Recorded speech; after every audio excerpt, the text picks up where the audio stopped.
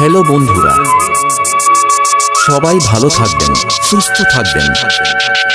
আবার হবে দেখা আমাদের সেটআপ ও চালকের পক্ষ থেকে সবাইকে ধন্যবাদ। আবার হবে তো দেখা, এ দেখাই শেষ দেখা নয় তো।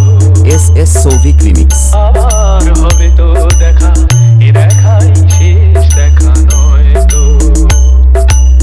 কি চোখে তোমায় দেখি বোঝাতে পারিনি আজও হয়তো, এ দেখাই শেষ দেখা নয় তো।